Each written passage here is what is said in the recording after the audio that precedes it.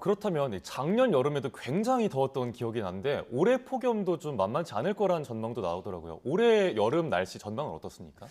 일단 올 여름 상당히 더울 것 같아요. 네. 현재로 보면은 거의 뭐 역대급 폭염이 있지 않겠나. 상당히 더운 그런 여름이 될 것으로 보고 있고요. 네.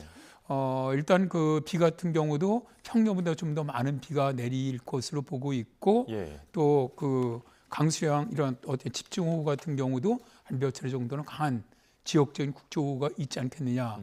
다음에 태풍 같은 경우도 사실 작년이 굉장히 적었습니다. 네. 작년이 서태평양에 발생한 것이 한 14개밖에 안 됐는데 평년 한 25개거든요. 근데 올해는 평년 이상으로 발생할 것이다. 그래서 우리나라로 영향을 직접 주는 태풍도 한 3개 정도 이상 영향을 주지 않겠나. 하여튼 올해 좀 상당한 그 폭염이라든가 호우라든가 혹은 예. 태풍의 이런 재난이 좀 평년보다 많은 해가 될 것으로 예상을 합니다. 그렇군요. 또 뉴스를 보니까 10개월 연속 월별 최고치를 경신했다고 하더라고요. 지난달에도 평균 온도가 역사상 최고치를 기록했다고 하는데 이게 수치상으로 보면 약간 감이 안 와서 그런데 어느 정도의 기록인 겁니까?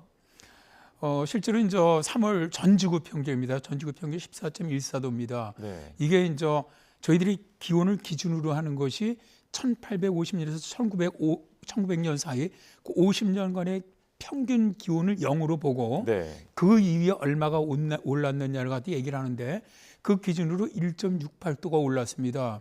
그러니까 이게 그냥 쉽게 생각을 하면요. 기온 상승이 계속해서 올라왔죠. 지구온난화 때문에 이렇게 올라오다가 팍 튀어 올라간 겁니다. 지금. 그래서 이제 우리가 지금 그 아까도 말씀하셨지만 이번 달 같은 경우 굉장히 기온이 많이 올랐고 이것이 작년 6월서부터 올해 3월까지 지금 10개월째 예. 지금까지 계속 매달 최고 기온 기록을 갖다 경신을 하고 있는데 네. 작년이 지금까지 역사상 가장 더운 해였는데 네. 작년 4월부터 올해 3월까지 1년만 또다시 좁혀서 보면은 1.58도가 올랐어요. 기준 온도보다. 자, 1.58도가 왜 무서운 거냐 하면은 우리가 2015년에 파리 기후 협약 또 그 이후에 매년 열리는 당사국 총회에서 1.5도가 넘으면 안 된다. 1.5도에서 막아야 한다. 그런 기준이 1.5도거든요. 그런데 어쨌든 1년 동안 작년 4월부터 올해 3월까지 1.5도를 넘었어요.